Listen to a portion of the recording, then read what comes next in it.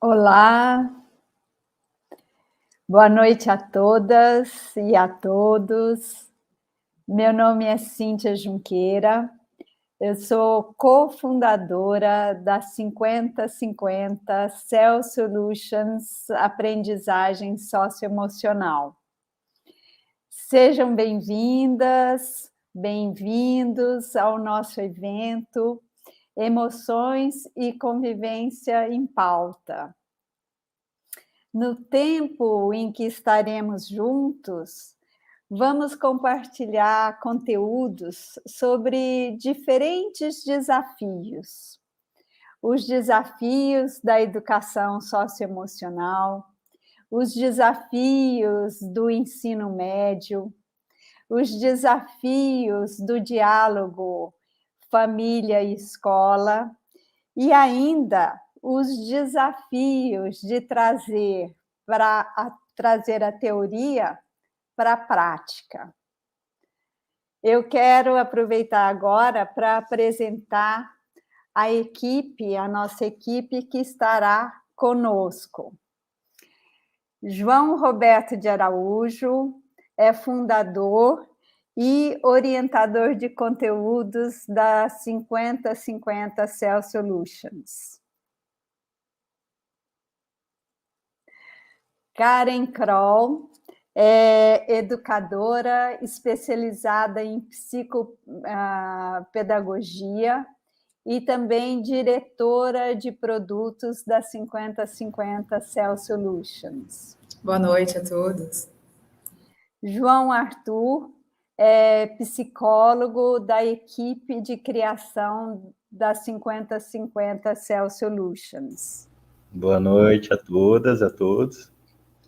E Alessandra Faria, que é cientista social e pedagoga da equipe da 50-50 Cell Solutions. Oi, gente, boa noite, bem-vindos e bem-vindas. Nós todos acolhemos vocês com muita alegria, que bom poder participar, estarmos todos juntos nessa noite. E eu começo já puxando um assunto aqui com o João. João, há muito tempo, há décadas, na verdade, né? Você atua na criação e na implantação de programas de educação socioemocional no Brasil e no exterior também. E mais especificamente, desde 2015, você orienta escolas na França, e nesse mesmo período, né, durante esse mesmo período, fez uma ampla pesquisa com educadores, tanto na Europa quanto na América Andina. Enfim, é muita experiência acumulada em tanto tempo de dedicação a esse tema, esse que nos é tão caro, né? Como é que você vê, olhando para a realidade do Brasil, como é que você vê as abordagens socioemocionais? Tem coisa boa acontecendo? Tem espaço para melhoria? O que é que falta, João?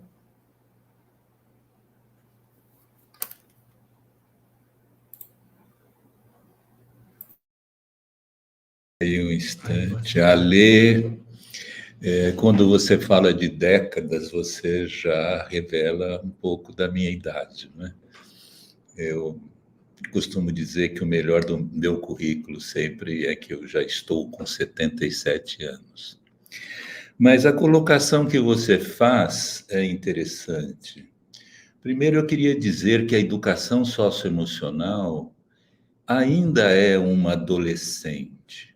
No mundo todo, ela ainda não tem a musculatura mental, ela ainda não tem as experiências, não é? A tradição, porque é uma adolescente, não tem 20 anos. Não é? A inteligência emocional já é um adulto, um jovem adulto de 30 anos, porque nós falamos em inteligência emocional no início da década de 90. Mas por não termos tantas experiências, é natural que haja o que fazer. Mas eu queria destacar um ponto muito positivo, particularmente no Brasil, que é a consciência que nós desenvolvemos da importância da educação socioemocional. Isto é uma base muito importante. Já existe uma consciência da importância desse tema, muito desenvolvido nas escolas de todos os estados, e há uma busca, há um interesse geral. Esse interesse já permeia outras organizações, não é? Ambientes corporativos, indústrias, comércio e etc. Então, isso é um ponto muito positivo que não encontramos tanto em outros países. Talvez a gente não tenha essa reflexão, é interessante. O valor que vem sendo dado para o socioemocional, para a aprendizagem socioemocional, é muito especial no Brasil. No entanto, nós podemos também fazer uma reflexão sobre algumas oportunidades de melhoria, alguns pontos que eu não chamaria negativo ou uma falta significativa, mas eu penso que existem ainda muitas oportunidades de melhoria no que diz respeito aos projetos pedagógicos voltados para a educação socioemocional. E por quê? Porque quando nós falamos do socioemocional, nós estamos falando da condição humana. E a condição humana é altamente complexa, não é? Então, às vezes nós nos perguntamos assim, o que me explica, quem sou eu, como compreender a minha forma, o meu jeito de sentir, de pensar, de agir no mundo. E aí nós já estamos por inteiro dentro desse campo vastíssimo e altamente complexo, que é a condição humana. E a resposta para isso, de uma forma muito resumida, é que nós nos explicamos pela dimensão biológica, nós somos filhos da biologia, né, filhos da hereditariedade, nós do sangue, de um lado, mas simultaneamente somos igualmente filhos da cultura. E a cultura é algo, repito, altamente complexo, não é? As raízes, e está ligado ao socioemocional, porque as raízes do desenvolvimento emocional e as raízes do desenvolvimento da convivência humana estão profundamente fincadas na cultura. A cultura está ligada à educação. A educação é filha da cultura. A educação se alimenta, né, nesse caldo cultural que é temperado por valores, os valores vigentes na sociedade. Então, tudo isso fica muito complexo. E se a educação é complexa, a educação socioemocional, que coloca no centro o ser humano, tem uma altíssima complexidade. É por essa razão que eu me atrevo a dizer, não é, a colocar, que estamos sendo cobrados para dar um salto de qualidade nas nossas abordagens pedagógicas, nos nossos projetos pedagógicos.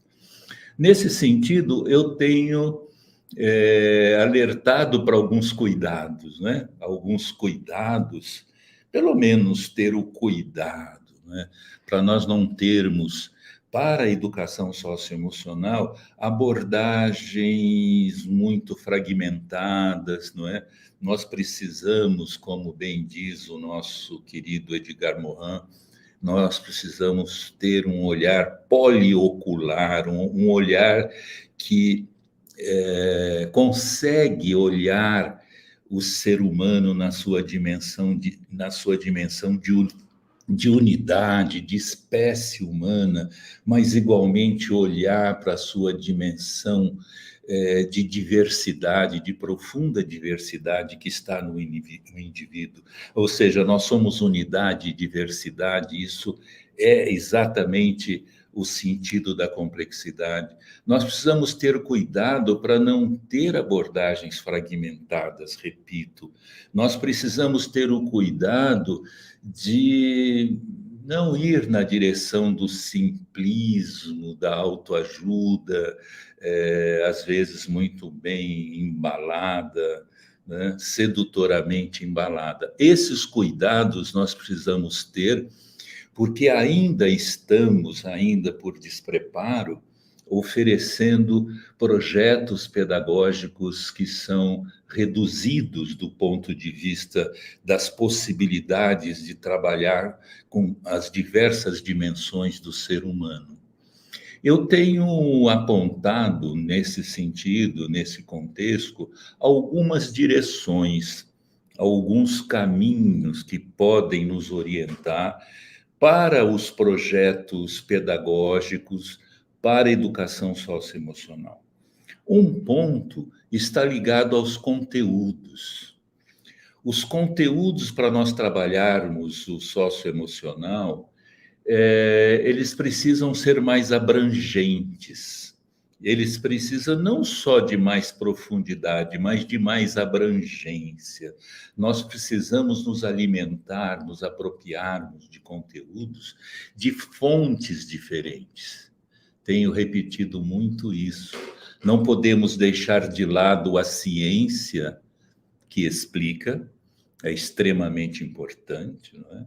Abraçarmos e valorizarmos o método científico, as pesquisas, especialmente na área da psicologia, da neurociência. Então, não podemos abrir mão da ciência que explica, mas, igualmente, não podemos abrir mão da arte, que não explica nada, que nada explica, mas que tem esse papel da intuição, a arte que intui, que às vezes até chamamos como um atalho da razão. Então, buscamos na ciência que explica, buscamos na arte que intui. Não podemos, nos nossos projetos pedagógicos para o socioemocional, esquecer da filosofia. A filosofia que não explica, a filosofia que não intui, mas a filosofia que nos ensina a questionar, a perguntar. Aqui me lembro da grande referência socrática, né? De nós entrarmos em contato com as questões do erro, da ilusão, da incerteza, no contexto como Sócrates sempre dizia, que o sábio é aquele que sabe que não sabe. A filosofia tem um papel muito importante, desde para as nossas crianças, para os nossos jovens. E, por fim, eu acho que além da ciência que explica, repetindo, da arte que intui, da filosofia que questiona, nós não podemos abrir mão das contribuições das tradições que não explicam, que não intuem, que não questionam, aonde estão até mesmo algumas manifestações religiosas, mas que nos ensinam a viver e que às vezes nos ensinam o saber viver. Então, em relação aos projetos pedagógicos, eu penso que nós precisamos de uma abrangência maior para os conteúdos, para não termos uma redução naquilo que é fundamental, que são os conteúdos que nós apresentamos. Um segundo ponto está ligado à prioridade para o educador. Eu acho que muitas vezes, na questão socioemocional, com ansiedade de chegar logo aos alunos, a desenvolver o socioemocional nas escolas ou nas organizações, nós esquecemos que para chegar às crianças, aos adolescentes, nós não chegamos sem passar pelos adultos de referência. Não chegamos aos alunos na escola sem passar pelos educadores, pelos professores. Eu acho que o movimento da educação socioemocional precisa priorizar mais o professor. Ele está precisando ser mais atendido, tanto na dimensão intelectual, na dimensão conceitual, tanto quanto na dimensão afetiva, O educador tem muita pressão, recebe todas as mazelas, as dificuldades da sociedade na sua sala de aula, ele tem ansiedade, ele tem melancolias ocasionais, ele tem depressão, ele precisa ser cuidado, porque a educação socioemocional na escola começa com o professor, começa com o educador. Eu até gosto de parafrasear uma frase do Gandhi, que lembra mais ou menos assim, trazendo para o nosso mundo da educação, né? que o professor seja ele próprio a mudança que ele quer ver nos alunos. Nós precisamos colocar mais atenção, priorizar mais, ter cuidado com aquilo que a gente pode chamar de curto caminho longo, porque é um caminho curto que a gente vai muito direto, ignorando ou negligenciando o educador, o professor, e depois fica difícil, porque o professor, além dessa dimensão intelectual, conceitual, ele precisa desenvolver cada vez mais o eros pedagógico, né?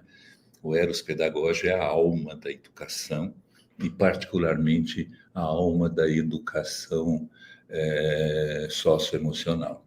E um terceiro ponto que eu acho importante, que eu tenho colocado como essencial, projetos que facilitam. É o tema da facilitação e da assertividade. Chegar rápido os conteúdos facilmente, usando a tecnologia naquilo que ela tem de melhor para oferecer, e um esforço muito grande para colocar na prática a teoria que nós desenvolvemos. Acho que isso é um grande desafio dos nossos projetos pedagógicos, né? Existe um ditado que diz que nada mais prático do que uma boa teoria.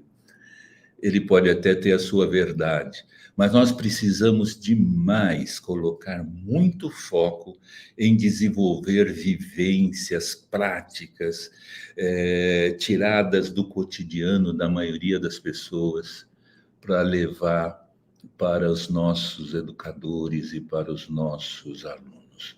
Resumidamente, é essa a ideia. Existe uma coisa muito positiva na educação socioemocional, Ale, a partir da sua pergunta, que é a importância, a consciência da importância que o Brasil vem demonstrando e respondendo a esse tema tão importante, não é? Mas ainda temos aí o desafio de um salto de qualidade nos nossos projetos pedagógicos e estamos nesse caminho. Eu gostaria agora de convidar vocês, nesse contexto em que eu também coloquei foco no educador, convidá-los para um vídeo e continuar comigo um pouco mais, que nós vamos tratar de um tema fundamental, que é o estresse, particularmente o estresse ligado aos educadores, aos professores, à escola. E é muito importante focalizar o tema do estresse com os educadores na escola. Começando por lembrar que o estresse, ele é uma resposta, do ponto de vista científico, teórico, ele é uma resposta que o nosso organismo dá, tanto na dimensão física como psicológica, para os desafios, os problemas, as dificuldades que nós temos na vida. Então, nessa perspectiva, o estresse é um adicional de potência, de força para enfrentar os problemas que nós temos na vida. Nesse sentido, eu não sei se vocês já escutaram isto, mas o estresse não é necessariamente negativo.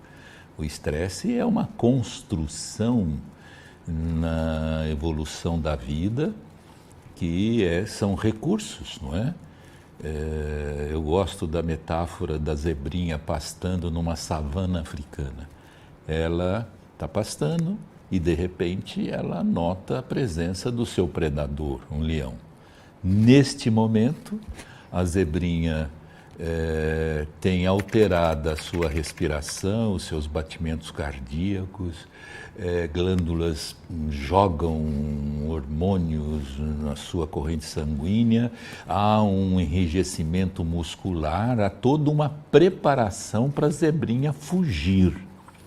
Isto que acontece com a zebrinha se chama estresse. Ela se estressou diante de um desafio, de um obstáculo, de um risco. E por causa de ter se estressado, ela consegue correr numa velocidade que não correria se não estivesse estressada. Então, o estresse, muitas vezes, ela pode deixar o leão com fome, porque se salva por causa do estresse. E assim é essa realidade. O que acontece, então é muito importante essa compreensão, o que acontece é que o estresse da zebrinha, por exemplo, depois que ela percebe que ela está salva, que o leão ficou distante, a zebrinha volta a pastar normalmente. É lógico que ela tem todo o sistema de alerta, mas ela volta à normalidade. Os seus batimentos cardíacos, a sua respiração, ela volta a pastar. A zebrinha, não sendo humana, ela não fica, nossa, depois dessa experiência eu jamais serei a mesma, eu jamais vou sentir o mesmo sabor desse capim, coisas desse tipo não passam para a zebrinha. Ela tem um momento de se estressar e depois tem um momento de pausa.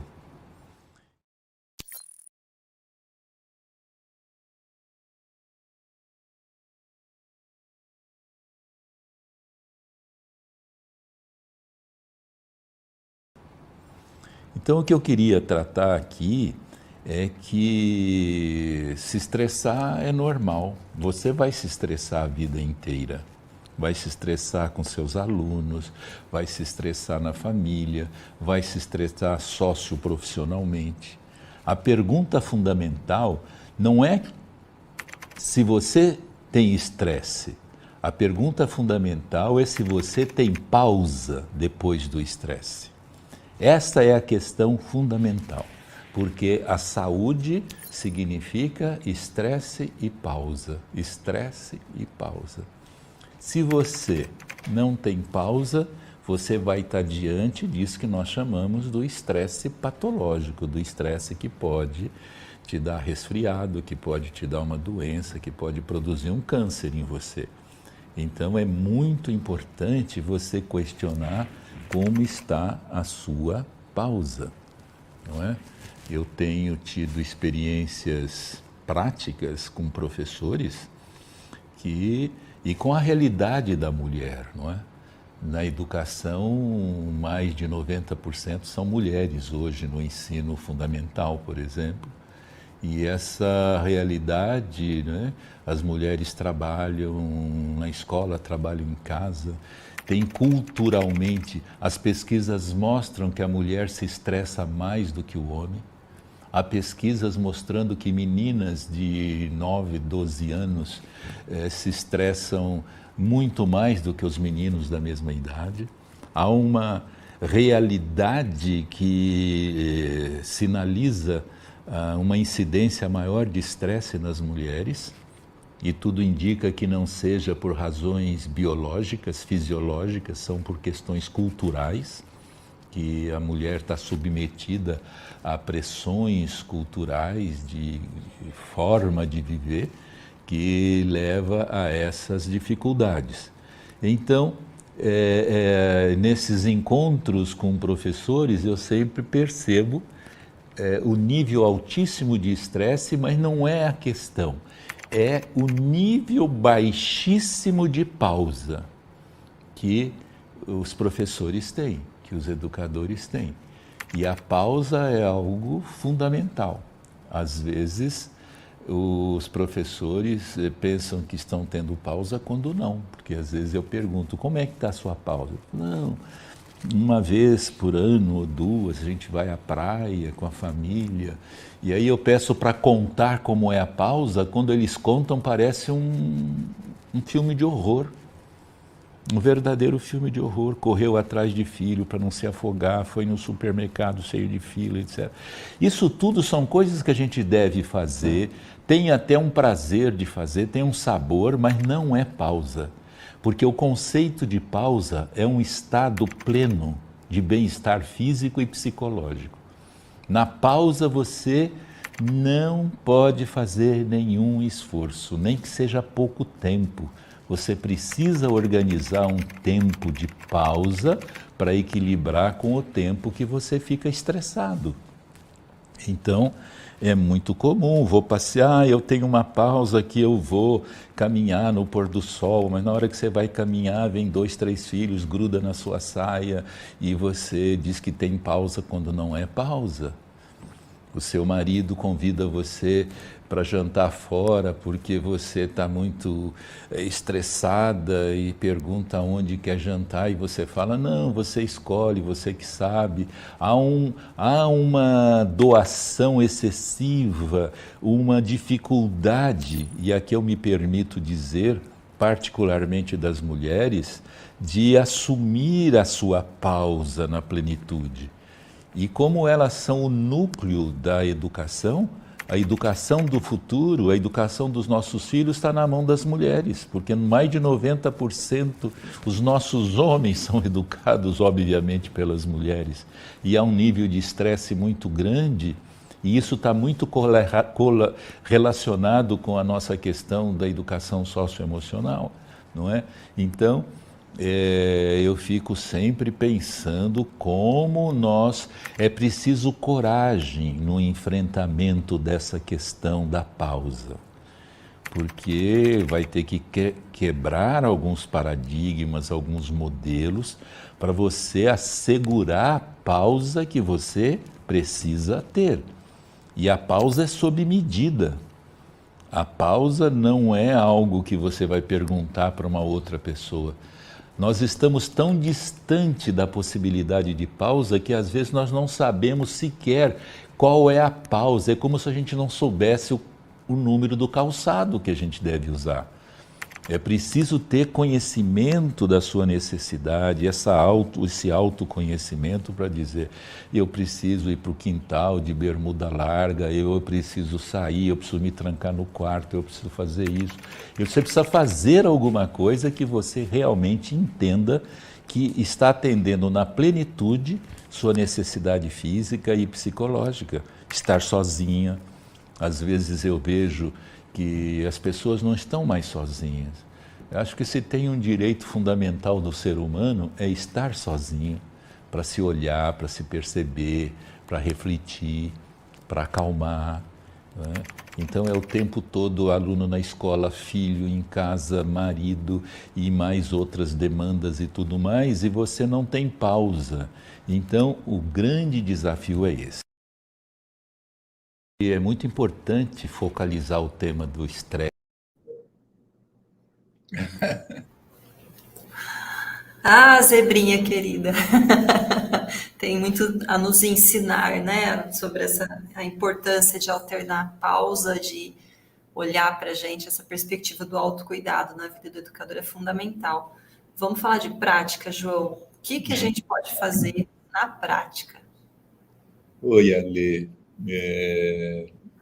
A mudança é sempre difícil, né? Nós estamos acomodados num caminho, numa realidade, e toda mudança é difícil. E os processos de mudança, eles pedem, eu falei isso ao final desse vídeo que vocês acabaram de ver, ele pede coragem, não é?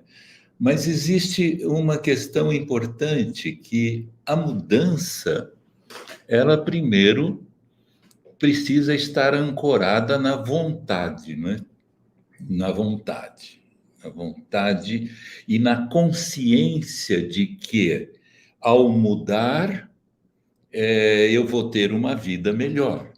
Então, você tem que ter uma dimensão na teoria da mudança, essa é a primeira dimensão da mudança que nós chamamos de uma dimensão intelectual, cognitiva. Você tem que responder logicamente, cognitivamente, que a mudança é boa para você. Você tem que racionalizar, você tem que tomar consciência dessa mudança, que essa mudança é boa. Esse é um ponto importante, porque se você não sabe que vai ficar melhor, você não tem a lógica que te mostra que vai ficar melhor, você não vai entrar no processo de mudança. Um outro ponto é aprofundar um pouco mais afetivamente a sua subjetividade, porque tem barreiras que a gente não tem muita consciência, por que a gente não muda, por que a gente não passa para o outro lado, porque está amarrado em alguma coisa que está mal resolvida, num nível que ainda é inconsciente. É mais complexa essa questão. Mas o terceiro ponto que eu já comentei é a coragem para mudar. E essa coragem implica em ter consciência que todo ganho tem alguma perda, tem uma dificuldade, não é? Eu vou perder isto, mas vou ganhar aquilo. Então, eu acho que como fazer é uma coisa muito interna de cada um de nós, mas esse como fazer passa pela coragem de enfrentar os desafios da mudança, sabendo que alguma coisa se perde, mas muita coisa se ganha. Acho que nós podemos ver um pouco mais do vídeo, que eu faria alguns comentários sobre esses pontos. Estou colocando essas questões para levar para uma reflexão do o que fazer. O que fazer passa pela coragem, passa pela força de tomar algumas decisões. E eu queria que você colocasse de forma bem clara uma frase que eu vou dizer, escrevesse, não é? Eu sugiro que os professores escrevam com batom bem vermelho no espelho do banheiro, não é? A ação, a frase é essa, a ação no mundo é importante, mas a ação sobre si mesmo é fundamental. Existe sempre uma ação no mundo e uma ação sobre si mesmo.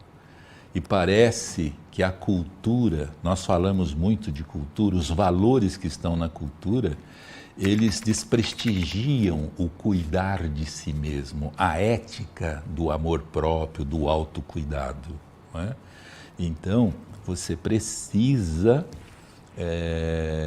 entender que uma coisa é importante e outra é fundamental. Cuidar de você mesmo é fundamental, é mais do que cuidar do outro. Porque se você estiver com o copo vazio, você não mata a sede de ninguém.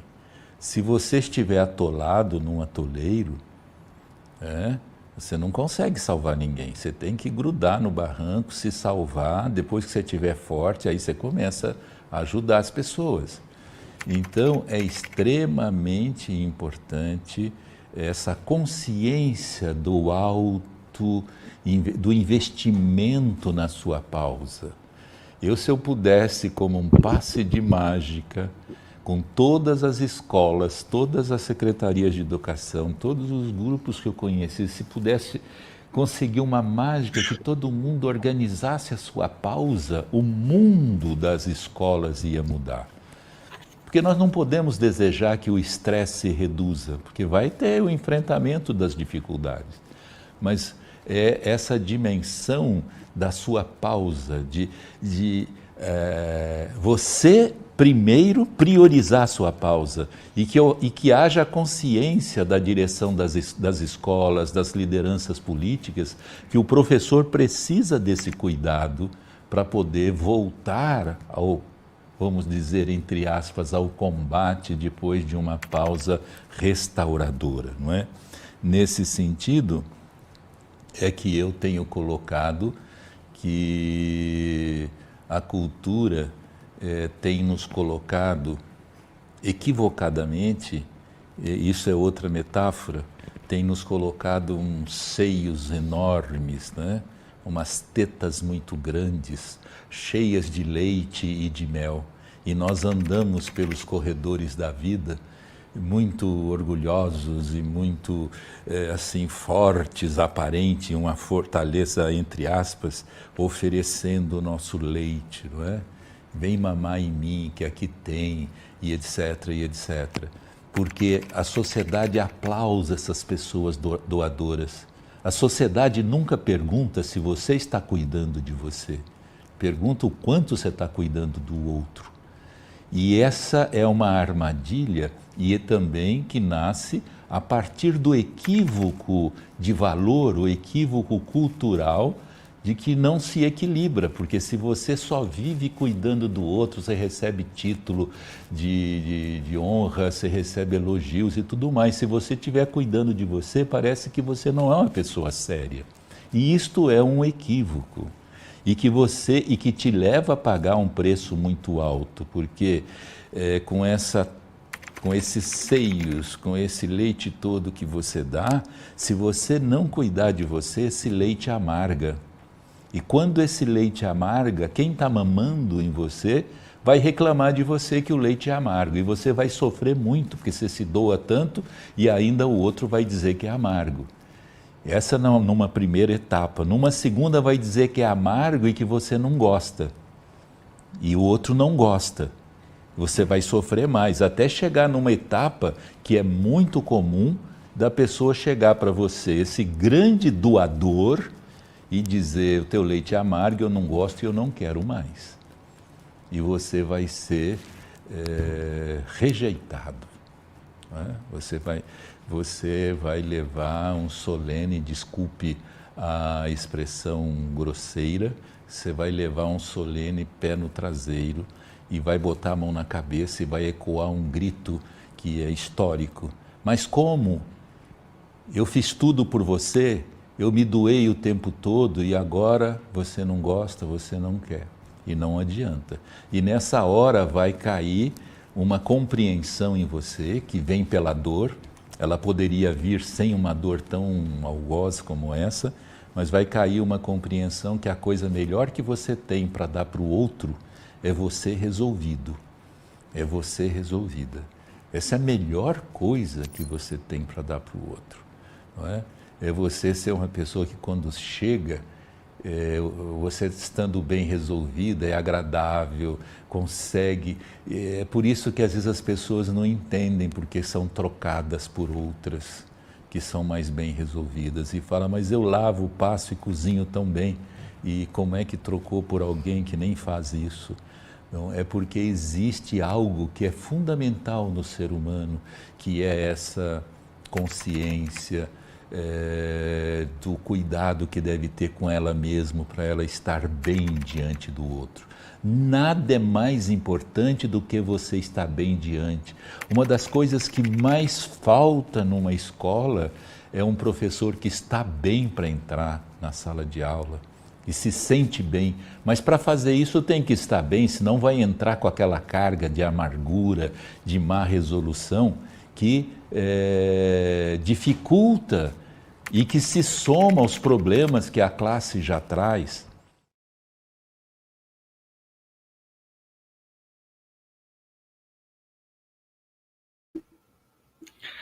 Uau, é assim, né? Assim que acontece. Ale, agora eu tenho uma pergunta para você, para a gente seguir conversando, né? Sobre o estresse. Eu sei que você já foi professora e também gestora, e você tem muita experiência nos contextos privados e públicos também. Você acha que a questão do estresse também seja um desafio, assim, para os estudantes, para os jovens?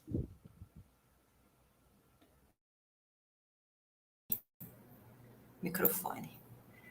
E como é, não é, João? Acho que cada um de nós presente aqui hoje tem pelo menos um relato relacionado a uma crise de ansiedade vivida recentemente entre alunos em alguma escola, seja do seu próprio cotidiano, no chão da escola, seja um relato vindo dos meios de comunicação, dos jornais, etc. Né? Antes da pandemia de Covid-19, nós já tínhamos, né, A gente já lidava com a questão da ansiedade, com a questão do estresse, com a questão da redução da saúde mental entre crianças e adolescentes. E a gente sabe que a pandemia, inclusive, recentemente a Organização Mundial de Saúde, num relatório agora publicado em junho, né, veio dizer como a pandemia piorou essa situação, como agravou a questão da saúde mental entre crianças e adolescentes, e como também a gente tem sentido, tem visto, tem colhido relatos dos professores e tem percebido também um agravamento nas manifestações violentas, né, nas relações entre a escola. Se antes da pandemia, entre as causas, né, na conversa com os adolescentes, a gente identificava como causa para tantas expressões de redução, né, de saúde mental, expressões de estresse, de ansiedade, a questão da automutilação, as crises de choro, às vezes diante de alguma dificuldade muito grande, baixa resiliência, bullying, uma coisa que já era presente antes, infelizmente continua presente também nas nossas rotinas, dificuldade de lidar com as cobranças e as pressões que vêm da escola, que vêm da família, etc. A pandemia trouxe alguns itens a mais para essa lista de agravantes, né, e que comprometem a saúde emocional e mental das crianças e dos adolescentes. A questão do luto, por exemplo, pelas perdas que todos nós vivemos, né, de alguma maneira, os problemas financeiros, a dificuldade de voltar a se relacionar presencialmente. A gente tem relatos de adolescentes que, por exemplo, não estão preferindo ficar o tempo todo de máscara, né? Mesmo que a gente tenha conseguido, né, voltar a caminhar e a se movimentar sem usar máscara, muitos têm preferido, né, continuar com as máscaras. A questão do medo do futuro, né, essa percepção tão mais concreta que a pandemia nos trouxe da incerteza da vida, né, e de uma incerteza que chegou assim como alguma coisa muito assustadora, uma incerteza que é natural da vida, porque se tem uma certeza que a gente tem na nossa vida é que tudo é incerto, que tudo muda o tempo todo, né? Só que a pandemia trouxe isso de um jeito muito assustador, porque veio repleta de uma série de outros elementos, né? Eu fiquei pensando que em 2000, o Edgar Morin, a convite da Unesco, escreveu o célebre livro, né? Os 7 saberes necessários, às vezes foge o nome das coisas na cabeça da gente.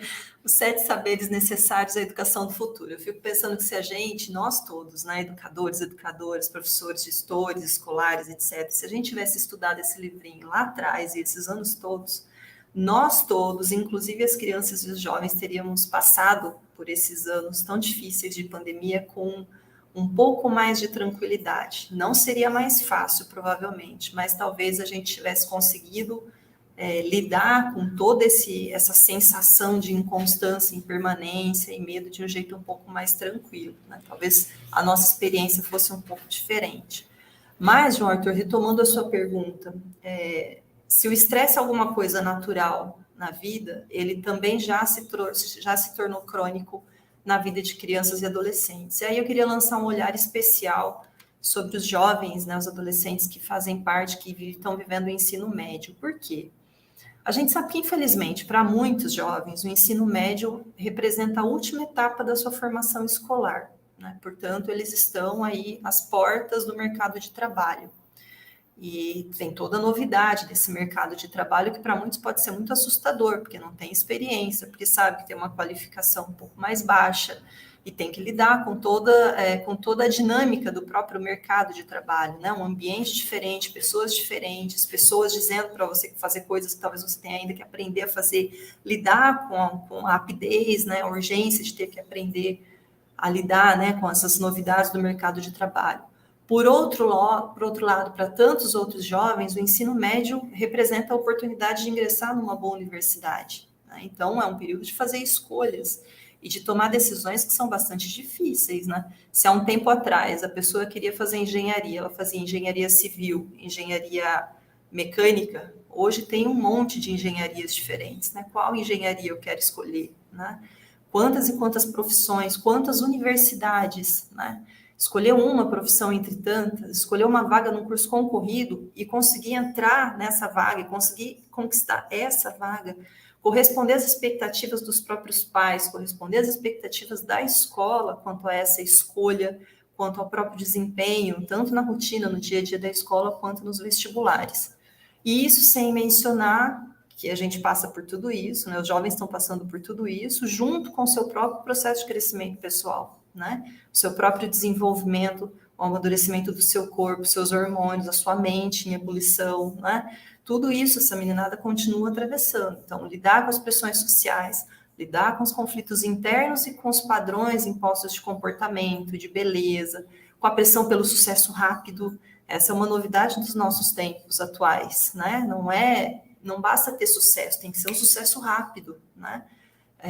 Isso tudo exige que nós, adultos, redobremos a nossa atenção, o nosso acompanhamento, a nossa abertura, a acolhida, a orientação e o cuidado com esses adolescentes e com esses jovens.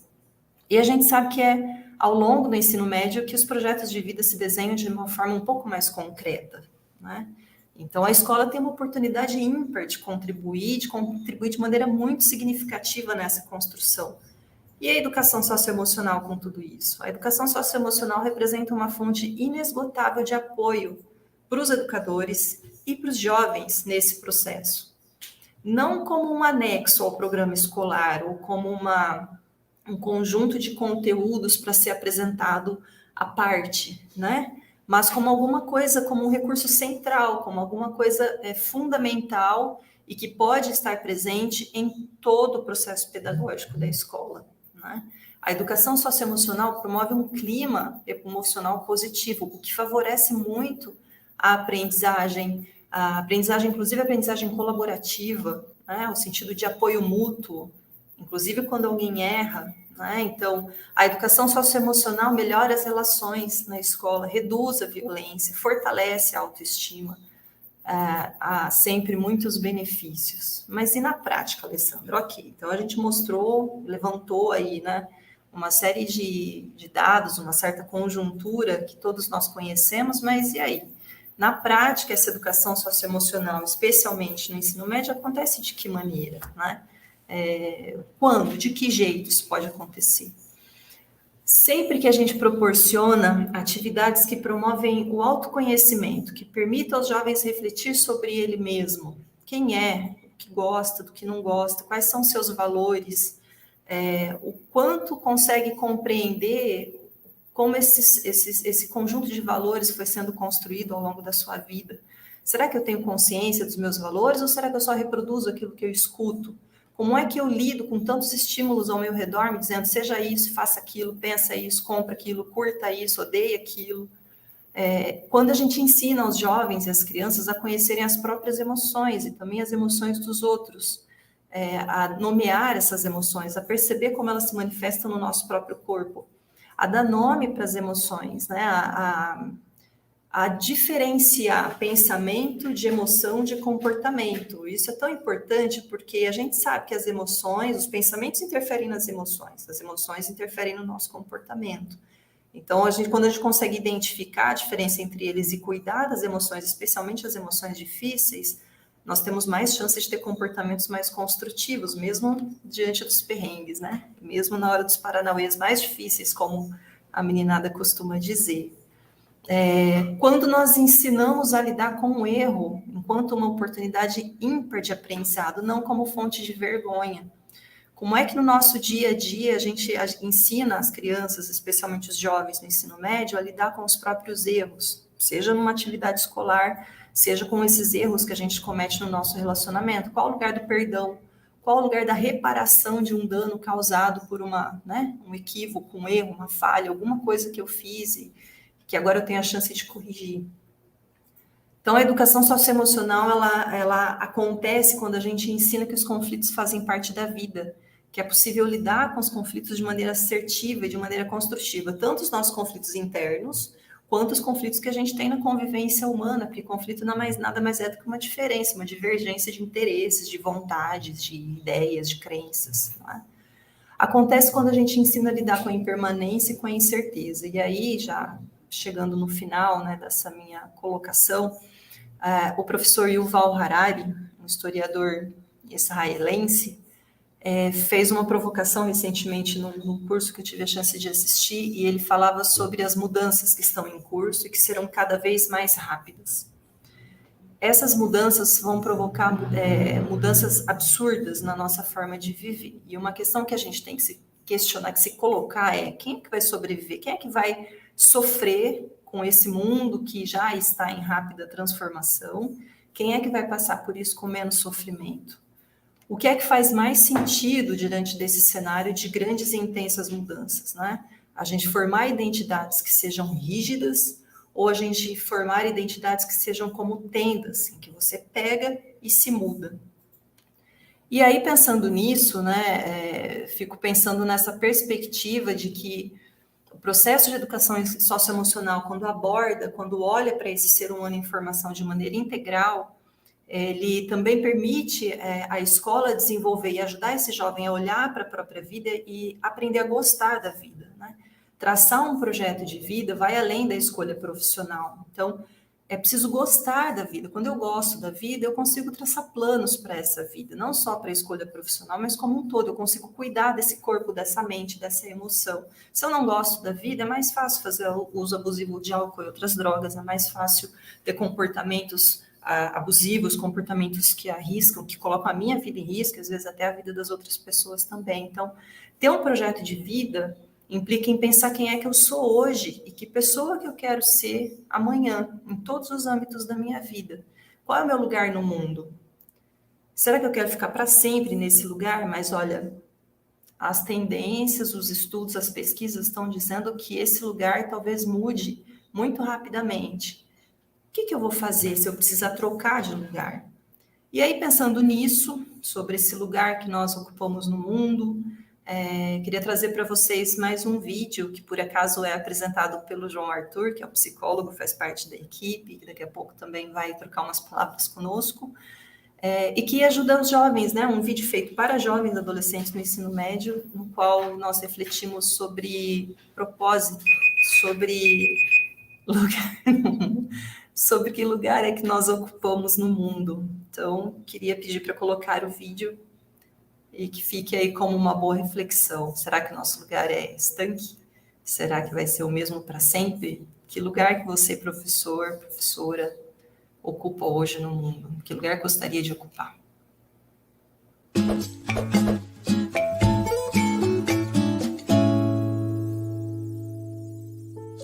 Será que as pessoas têm que ocupar lugares fixos no mundo? Esses lugares são lugares físicos, um país, uma cidade, um bairro, uma casa. São lugares simbólicos, como o lugar de mãe, de pai, de filho ou de algum profissional?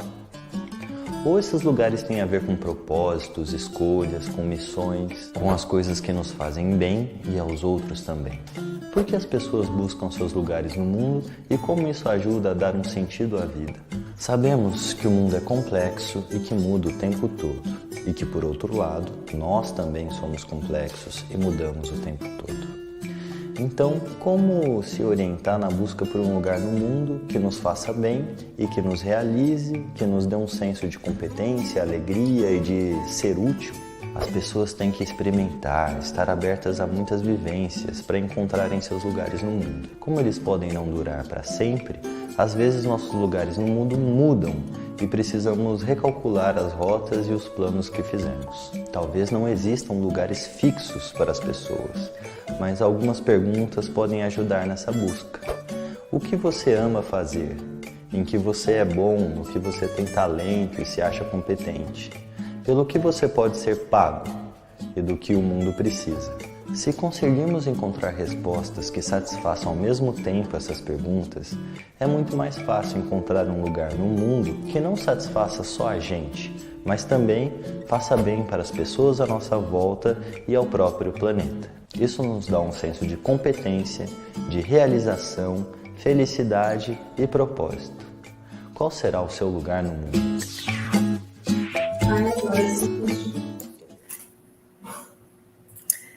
Com tudo que há para fazer entre estudar, se preparar, planejar aula, dar aula, acolher os estudantes, acolher nossas próprias dores, lidar com todas essas mudanças relacionadas às novidades que a pandemia trouxe, como, por exemplo, a necessidade fundamental de que a gente abrace a tecnologia digital, mesmo porque não há como retroceder nisso, surge uma dúvida. como nós, como educadores, acolhemos a família dos nossos estudantes nesse momento. E ainda que eu recupero o questionamento de um grande pensador que nos inspira, nos orienta, que é o centenário Edgar Morin, e ele diz: quem educa o educador? Como é que nós, educadores, nos organizamos e nos fortalecemos para enfrentar o desafio da educação socioemocional na família? João Arthur, quais são as alternativas? Como é que fica esse espaço de colaboração entre a família e a escola? É uma pergunta muito fácil, muito óbvia. Vou até tomar um golinho de água para começar. Bom, parece óbvio, né? Mas quando a gente fala de escola, a gente está falando de grupos, né, que podem ser muito heterogêneos, né? Às vezes a gente esquece dessas coisas óbvias, mas elas de vez em quando precisam ser reditas, né? E por mais que haja uma mesma origem socioeconômica, no caso das algumas escolas particulares, cada família oferece uma matriz, né, de valores muito diferentes, de propósitos muito diferentes. Então, a escola é ao mesmo tempo um lugar muito rico, com toda essa potência, toda essa confluência de diferenças que podem ser complementares, inclusive, mas ao mesmo tempo é um lugar muito conflitivo, né? E como nós vimos, o conflito não é necessariamente ruim, né? Além dele fazer parte da vida, o conflito ele atualiza as relações humanas. É no conflito que a gente mostra o que é importante para a gente, o que a gente quer, o que a gente deseja, né? Então, uma convivência sem conflito é uma convivência que não é passível de se aperfeiçoar, não é? Mas então, quando a gente fala desses grupos e desses conflitos, existe uma máxima nas terapias familiares, nas terapias integrativas de grupo, que diz mais ou menos assim: cuidar de mim é cuidar do outro, e cuidar do outro é cuidar de mim. A gente já falou bastante da importância de cuidar de si, né? Especialmente do professor, cuidar das próprias emoções, para ser uma presença mais apta, mais agradável, mais doce e mais forte para lidar com todos os conflitos, todas as demandas e todas as dores que eventualmente as famílias podem trazer para o ambiente escolar, não é? A gente não vai entrar aqui numa discussão moralizante se as famílias deviam ou não deviam trazer os problemas para a escola, mas é um fato que isso acontece. Muitas vezes esses conflitos entre a família e a escola vão respingar no professor ou vão, algumas vezes, pedir alguma atitude dele, alguma posição dele, né? Então, primeiro eu gostaria de frisar um pouco a importância do professor cuidar de si para ser uma companhia mais apta e conseguir manejar melhor esses conflitos ou esses diálogos com a família, né? Hoje nós temos um arcabouço muito grande de competências emocionais que podem ser aprendidas e ensinadas, né? Esse é um conceito relativamente novo, quando, como o João Roberto falou, a educação emocional ainda é uma adolescente, ela é muito jovem ainda, né? Mas existem algumas competências que a gente pode trabalhar as emoções. Existe esse conceito de ser emocionalmente competente, né? Por exemplo, os professores podem trabalhar um pouco da independência emocional deles. Independência emocional envolve encontrar um equilíbrio muito delicado entre preservar a sua sensibilidade, ao mesmo tempo que você reduz sua vulnerabilidade aos estados emocionais dos outros.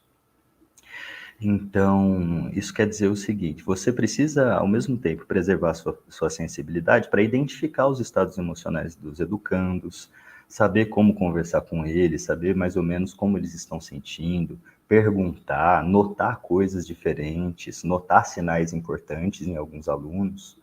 Quando o aluno está se comportando de um jeito um pouco assim, ou um pouco assado, se isso parece como a conduta habitual dele, ou se não, ou você se mostrar disponível, né? Tudo isso envolve trabalhar a autoestima do educador, não é? Trabalhar o senso crítico dele para avaliar tudo isso, né? Então, é essa habilidade de você se sentir mais ou menos como você gostaria de responder diante dessas situações difíceis. É claro que é uma margem que a gente abre, né? A gente não manda nas próprias emoções, elas simplesmente acontecem. Mas quando a gente desenvolve essa capacidade de independência emocional, você desacelera por um instante e você pensa em como responder conscientemente, conforme seus melhores valores e intenções, e não só reagir de um modo automático, que pode trazer muitos problemas, né? Outra forma de o educador conseguir cuidar melhor de si, ainda nesse aspecto para cuidar melhor dos alunos, é um trabalho interno de gestão das emoções. Como a gente pode aprender a gerir ou regular os nossos estados emocionais, aumentando ou reduzindo a duração e a intensidade de algumas emoções. Como eu disse, a gente não pode se dar ao luxo de nunca mais sentir medo, nunca mais sentir raiva, nunca mais sentir vergonha. Mas a gente pode aprender a reduzir um pouco o volume dessas falas, o volume dessas emoções na nossa cabeça, né?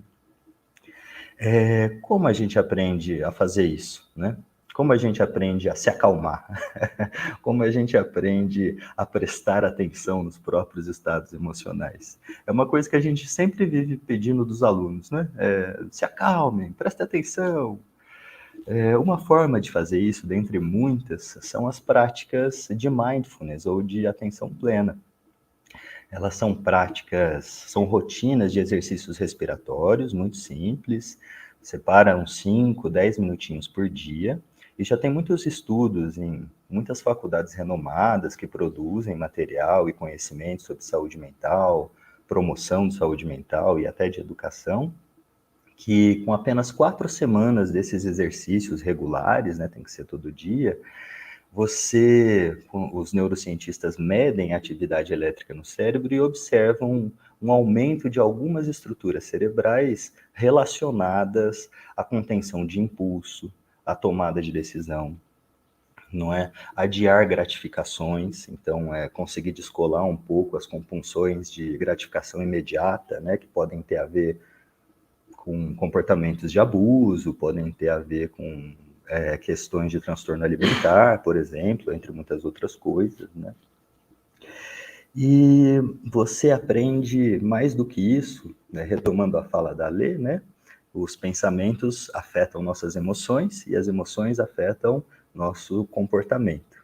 Quando você desenvolve esse hábito do exercício respiratório, de prestar atenção só na sua respiração por alguns momentos do dia, isso é impossível de acontecer por muito tempo.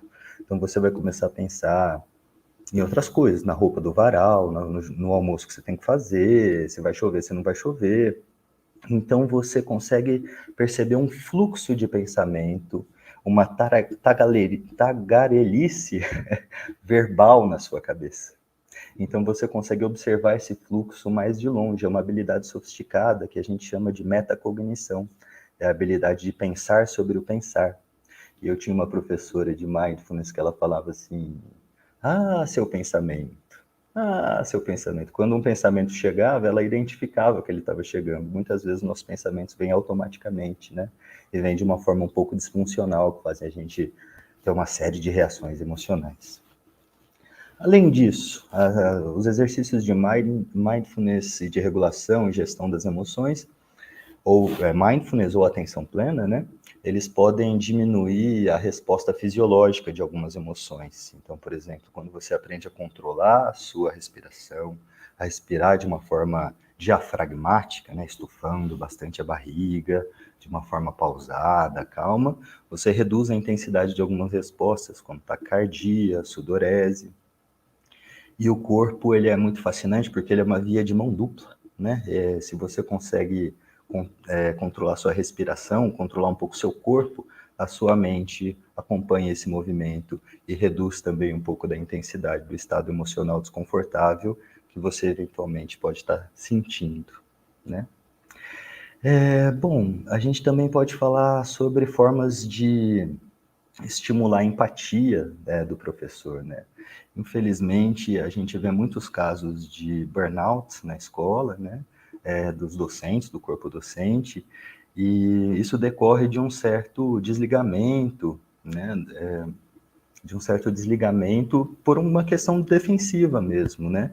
Você não pode ficar reagindo muito intensamente a todas as emoções dos alunos todos os dias, porque senão você vai acabar com essa fadiga emocional, com esse esgotamento, né? Então, como olhar com mais empatia, não só para os alunos, mas para si mesmo, né? Respeitar mais os seus limites, trabalhar mais habilidades de expressão e de escuta entre os alunos e estimular eles, por exemplo, a ler uma história, a literatura, é um exercício simples que ajuda você a assumir novas perspectivas, né?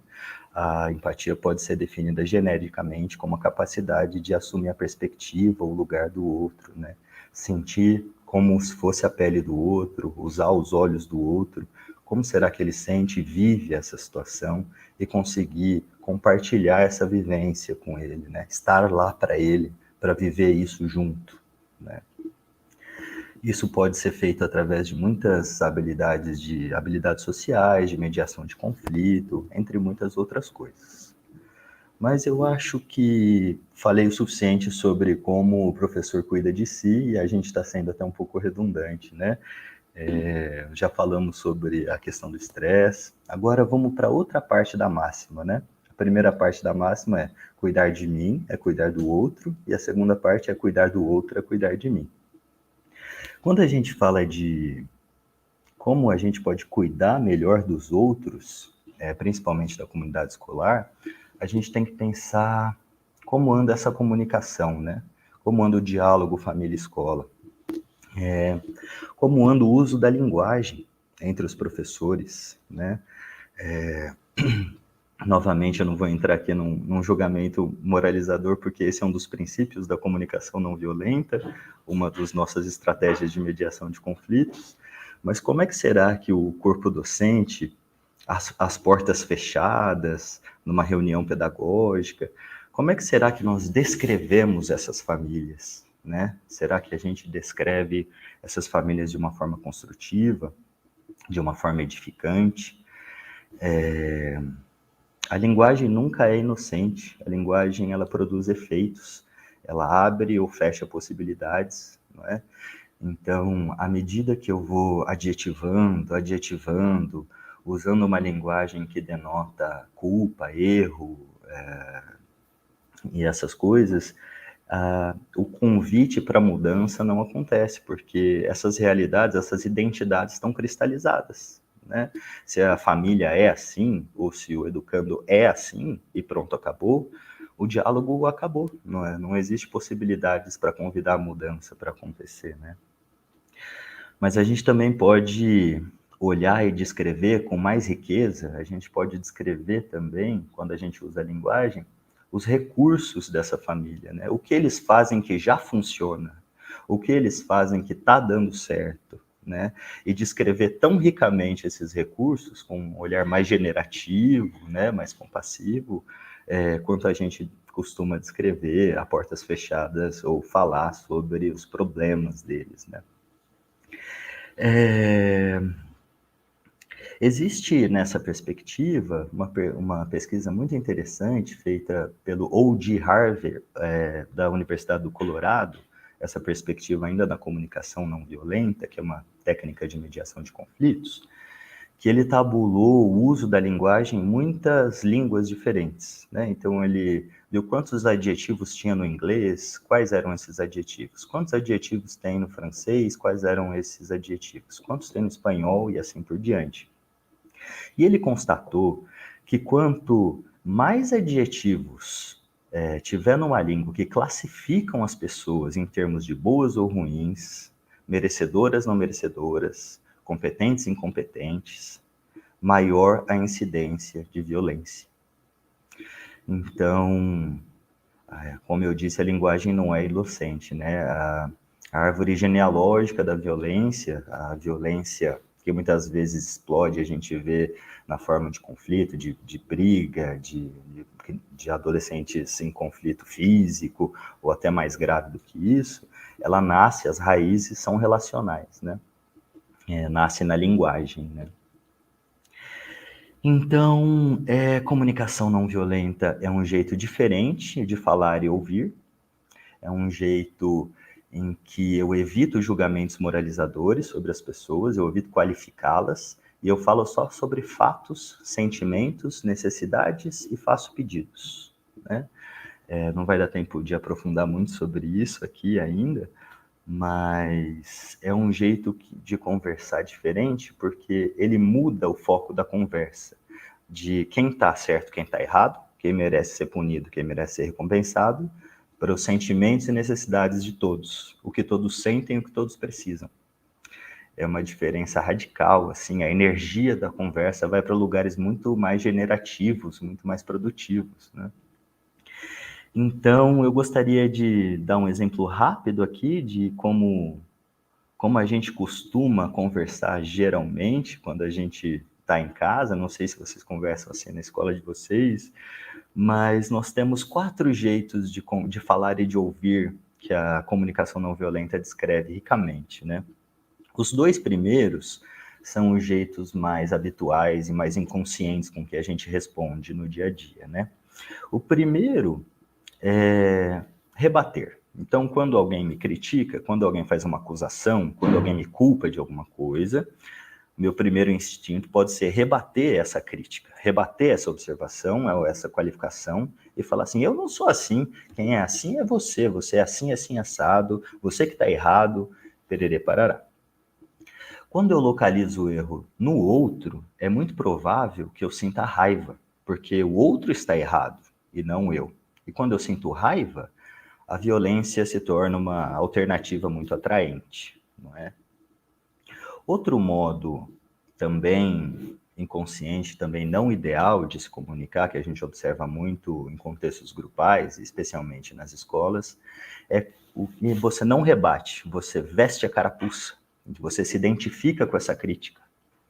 Então, alguém te chama disso, daquilo, e você pega e se identifica com aquilo, bota o chapeuzinho e fala, poxa vida, talvez eu seja mesmo, eu nunca faço nada certo, eu sempre erro, né?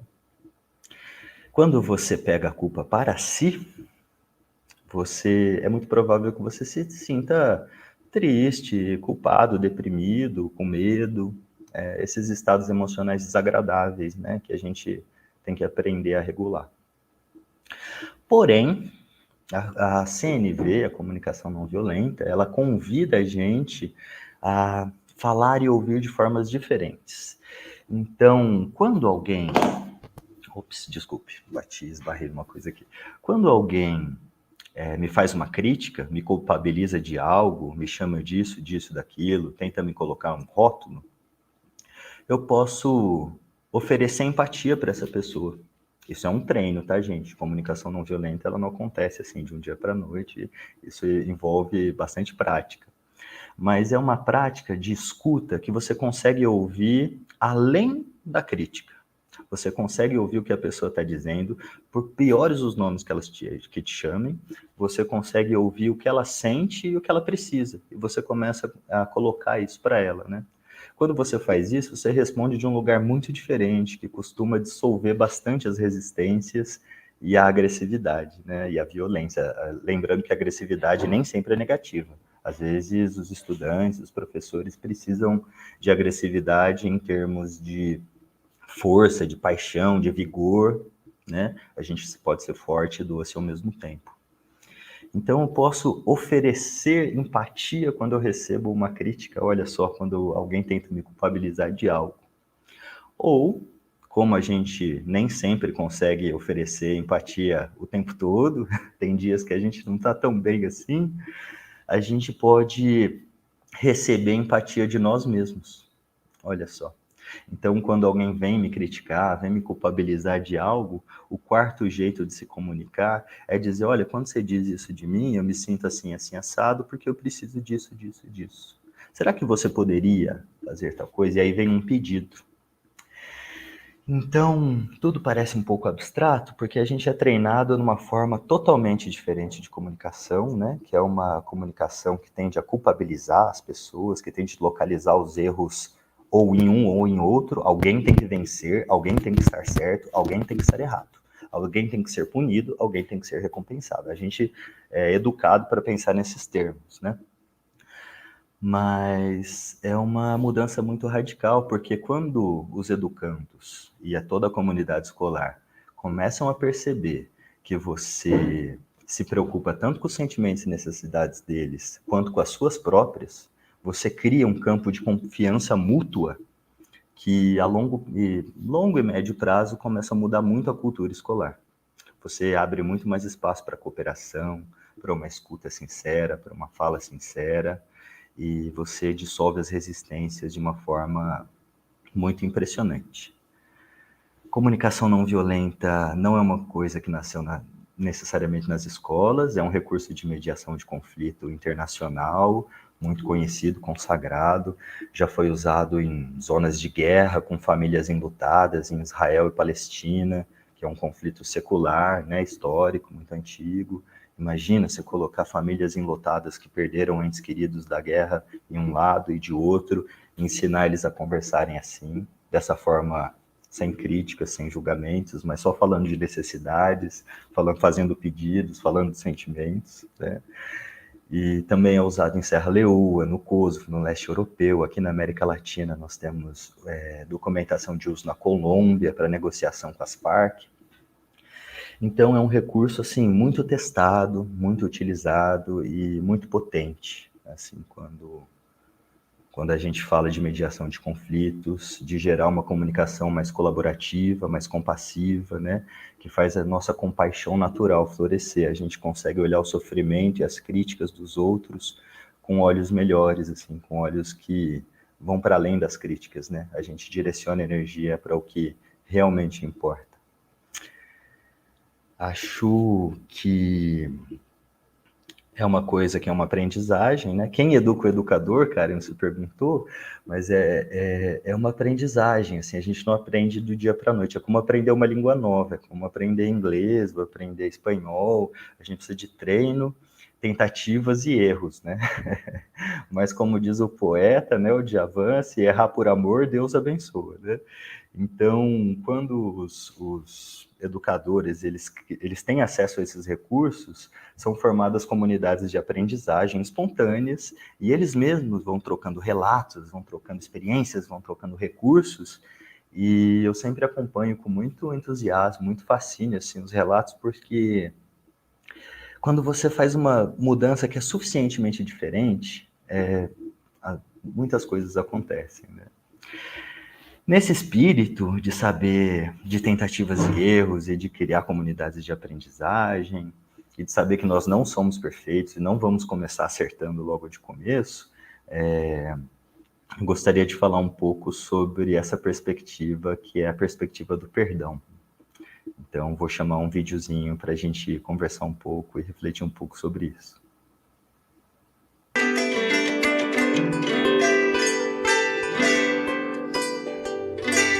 Será que é necessário algum mestrado, um doutorado, meditar no topo do Himalaia?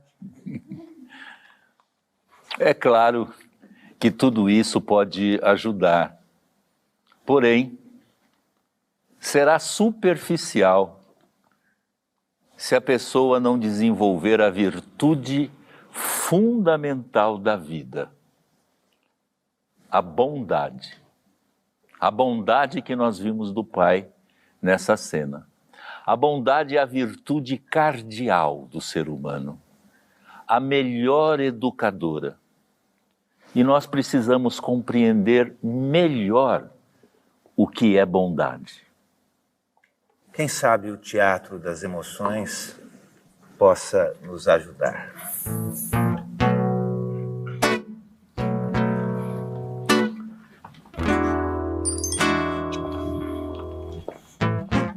Jean-Marie Miller, filósofo francês, atuante em missões de paz e estudos sobre a não violência, apresenta a bondade como expressão maior do amor verdadeiro que exclui toda violência.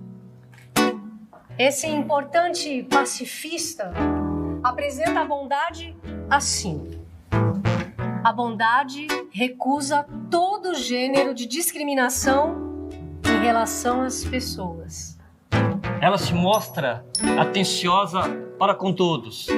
A bondade exige justiça, porém, ela dá muito mais do que exige a justiça. Com solicitude, a bondade acolhe o outro, o estrangeiro, o desconhecido. A bondade é benevolente. Ela esforça-se para ser benfazeja. A bondade é magnânima. A bondade não se impacienta, ela não se irrita com ninguém e ela não busca disputa. Ela não é provocadora. A bondade tem a força de não retribuir o mal com o mal. Ela não se vinga. A bondade não faz uso da violência, pois a violência não é boa. A bondade é essencialmente a não violência. É indulgente, regozija-se com a felicidade alheia e sofre com a infelicidade dos outros. A bondade é simpatia, é compaixão, é preocupar-se com o outro. Ela desperta a solicitude. Do latim, solicitudo, inquietude. A bondade é fiel, não se altera com o tempo e não espera, não exige nada em troca. É desinteressada e não espera nenhuma compensação, nenhuma recompensa e nenhuma remuneração. A bondade não se faz notar, foge à ostentação, age de imediato, não deixa para amanhã aquilo que o presente lhe pede agora.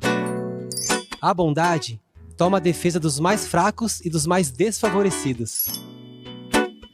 Alexandre, caminhando já para o final desse encontro, que nós refletimos sobre o bem-estar na família, na sociedade, eu queria tratar um ponto especial, mas mais perto da plateia.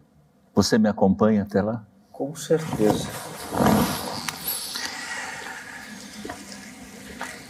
Nós falamos de muitos pontos, a educação emocional, enfim, essa busca do bem-estar passa por muitas dimensões.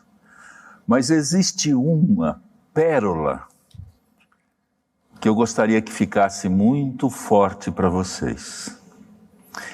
E para contextualizar esta pérola da vida e particularmente do relacionamento humano, eu gostaria de lembrar que somos imperfeitos. Aliás, é bom lembrar sempre que somos imperfeitos, que erramos, que ferimos o outro, às vezes querendo, às vezes sem querer, seja o outro mais distante e às vezes o outro que é tão próximo, um filho, um parceiro próximo. Lembrar também que o outro, tão imperfeito quanto nós somos, também nos fere, querendo ou não querendo, por ignorância, por desinformação.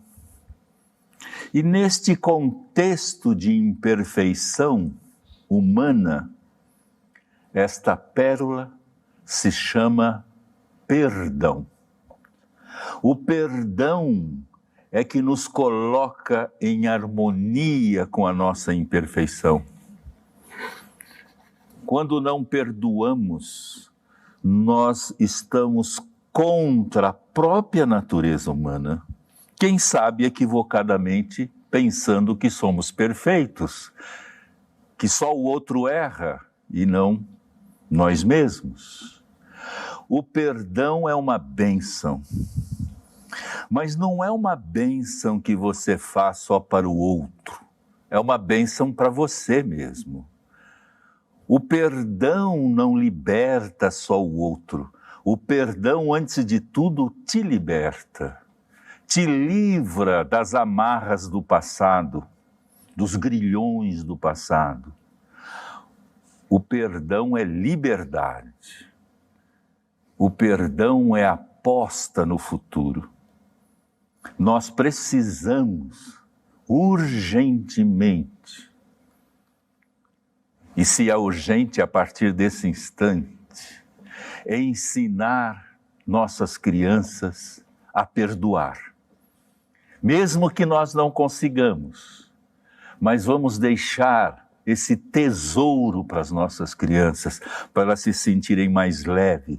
Errar, pedir perdão, ser perdoada e vice-versa, e caminhar. A proposta é o abraço, é a conversa. Alexandre, é o perdão.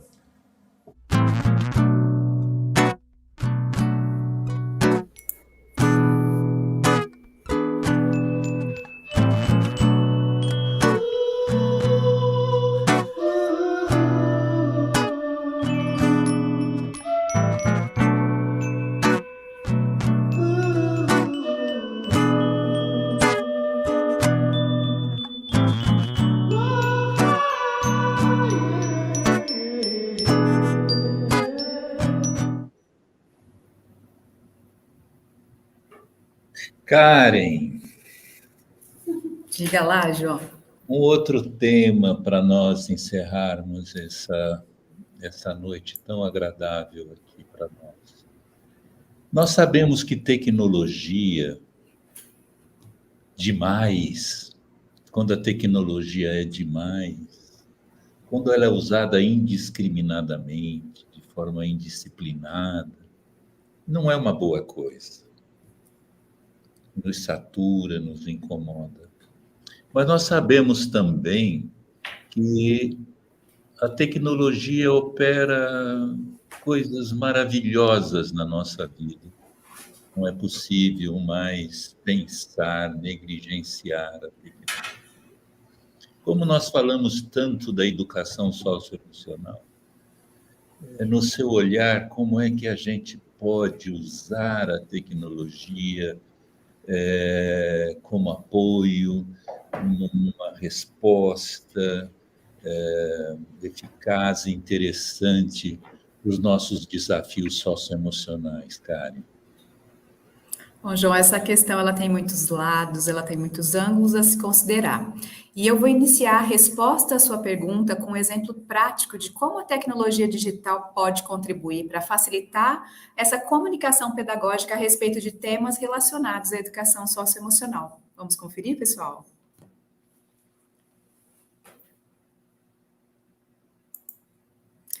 O vídeo da vídeo 5.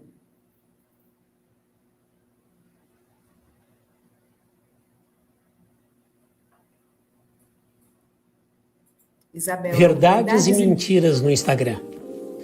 Luana é uma garota de 16 anos e estava viajando de férias com a família. Ela não gostava de praia e tinha aflição da areia grudada em sua pele. Tampouco gostava da água do mar, principalmente da sensação do sal em seu corpo e cabelos. No entanto, ao chegar à praia, Luana entregou o celular à mãe e pediu que ela fizesse algumas fotos. Primeiro, a garota ajeitou os cabelos e conferiu o biquíni. Depois, deitou-se sobre uma canga e fez poses enquanto sua mãe fazia as fotografias. Em seguida, Luana foi de chinelos até a beira da água. Tirou os chinelos, deu para a mãe segurar e entrou no mar com cara de nojo. Mas sua expressão mudou completamente diante da câmera do celular quando a garota abriu um sorriso, puxou a barriga para dentro, pedindo que sua mãe fizesse várias fotos. Por último, sentou-se na mesinha na areia, segurou uma água de coco enquanto fazia caras e bocas e mais uma vez era fotografada pela mãe. Depois de tudo isso, Luana pediu para esperar a família no calçadão, longe da areia que tanto a incomodava. Lá, ela gastou mais meia hora selecionando as melhores imagens e aplicando diferentes filtros para, finalmente, postar as fotos no Stories. Quem viu as fotos achou que Luana estava muito feliz de estar na praia. Em seus ensaios, o filósofo coreano Byung-Chul Han discorre sobre a sociedade atual, que ele chama de sociedade da exposição, entre outros termos. O que Han quer dizer com isso? Na sociedade da exposição, as coisas têm de ser expostas para ser. Não há valor nas coisas que não aparecem ou que não são vistas. É como se vivêssemos numa grande vitrine, sendo observados o tempo todo e devêssemos nos mostrar. As redes sociais seriam esse espaço de exposição. Na sociedade expositiva, cada sujeito é seu próprio objeto propaganda, afirma Han. Isso nos leva a um excesso de exposição da vida pessoal e, em alguns casos, cria distorções como a mostrada na história. Luana posta fotos em que aparece sorridente na praia, quando, na verdade, ela não gosta de estar ali. Ou seja, as fotos que Luana produz e divulga comunicam uma ideia falsa a respeito dela. O excesso de exposição também pode nos levar a uma distorção na relação com o próprio corpo, que está sendo coisificado, transformado em um objeto expositivo. Na sociedade expositiva, o corpo deve estar dentro de padrões estéticos, porque seu valor depende da bela aparência. Por isso, Luana se preocupa em arrumar os cabelos, ajeitar o biquíni e encolher a barriga. Além disso, a tecnologia interfere bastante nesse processo de exposição exagerada. No mundo digital, as pessoas observam uma fotografia por poucos segundos e já passam para a próxima. Já no caso das fotografias ampliadas em papel fotográfico ou fotografia analógica, o tempo é outro. Tanto o tempo de fazer, revelar e ampliar a foto, quanto o tempo que levamos para observá-la. Essa apreciação se perdeu na era da fotografia digital. Que tal praticarmos? Quando estiver navegando pelas redes sociais, perceba o que acontece quando você vê as fotografias ali expostas. Que pensamentos surgem quando você vê alguém feliz na praia, comendo um prato apetitoso, exibindo um corpo em forma? Que sentimentos surgem? Você sente inveja, admiração, raiva, indiferença? Apenas perceba o que sente e pensa, lembrando que se trata de fotografias, momentos que dificilmente correspondem exatamente à realidade. Na chamada sociedade da exposição, as coisas têm de ser expostas para ser. Não há valor nas coisas que não aparecem ou não são vistas. Esse fenômeno nos leva, por exemplo, a um excesso de exposição da vida pessoal nas redes sociais, podendo gerar ainda uma distorção na relação com o próprio corpo, que está sendo coisificado, transformado em um objeto expositivo, que precisa atender a padrões estéticos. Bem, nesse fragmento nós podemos observar um conteúdo que sensibiliza, que explicita uma realidade do cotidiano e que tem um caráter reflexivo.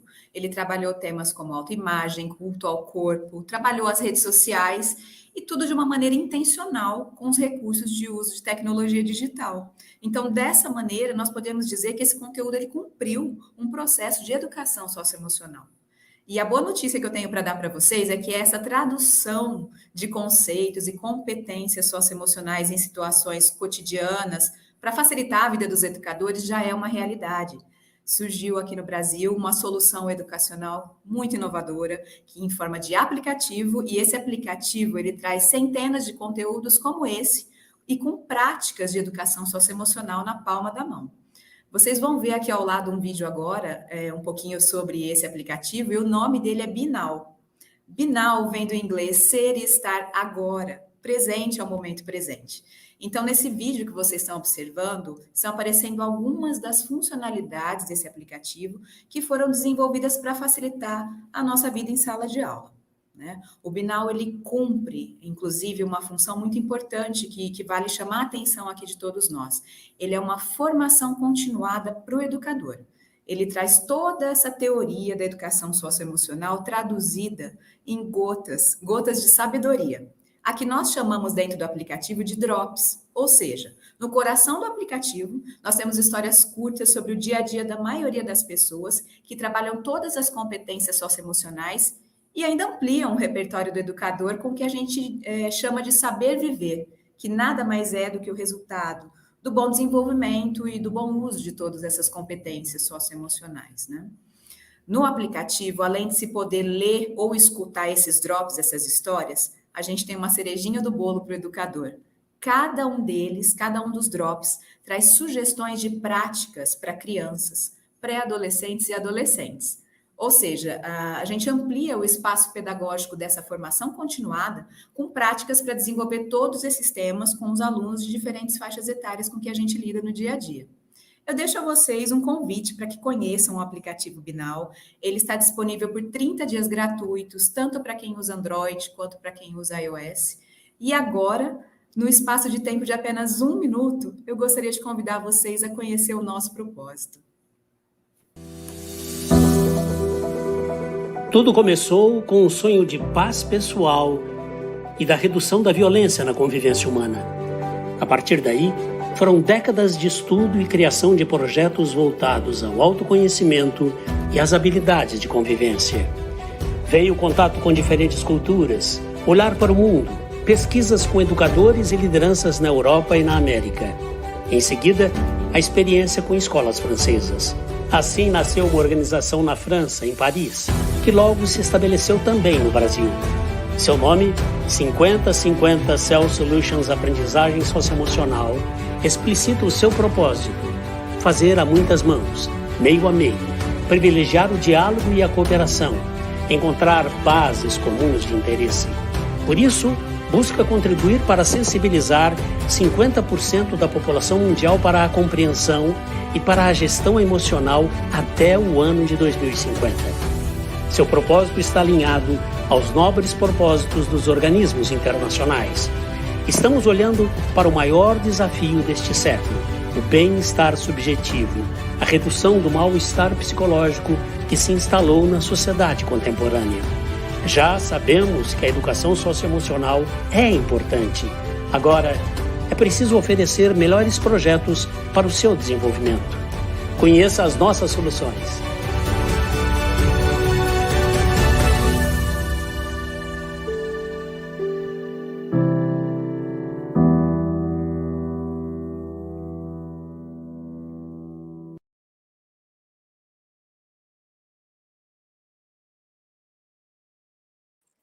Olá, pessoal. Obrigada pela participação. Nós tivemos aqui um grande número de educadores com interação no chat, pessoal de todo o estado de São Paulo e ainda de outros estados do Brasil, como Minas Gerais, Bahia, Santa Catarina, dentre outros. Mais uma vez, muito obrigada. E nós esperamos que vocês tenham tido aí uns momentos agradáveis conosco e esperamos nos ver novamente em breve. Um grande abraço, boa noite a todos.